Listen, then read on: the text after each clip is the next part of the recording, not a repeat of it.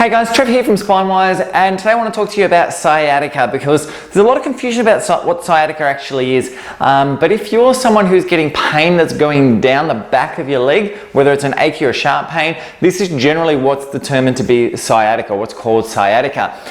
For a lot of people, there's a fear that this may actually be coming from the disc and you get this deep, aching, heavy pain or electric shock type pain that's going through that, but that doesn't necessarily always need to be the case. There's actually more than a dozen causes of sciatica.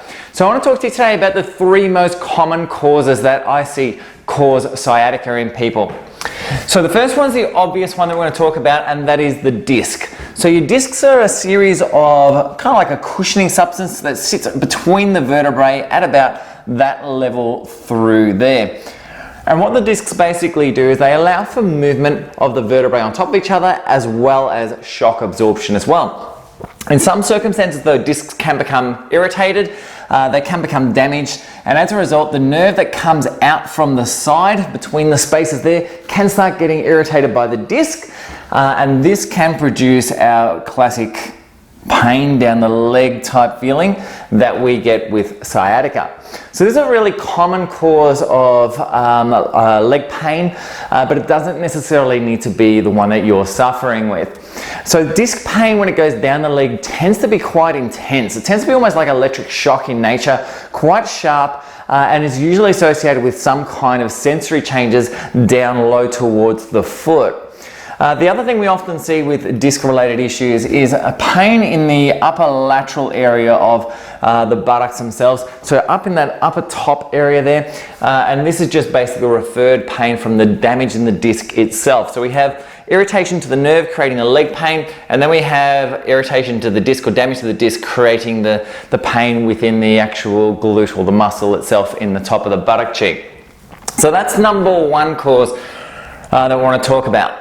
The second one that I want to talk about is what we know as the piriformis syndrome. So there's a muscle that comes from your sacrum through this area here and goes across to the hip itself. So it forms like a little straight line that actually kind of allows that leg to be turned out and holds your pelvis in place as well.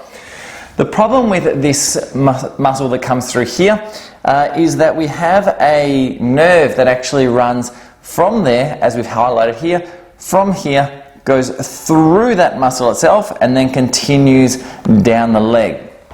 Now when we have this coming through here, the issue we have is if the muscle starts getting tight or gets irritated, you can actually pinch the nerve, and as that nerve gets pinched and irritated, it can create very similar symptoms that we see with disc-related issues.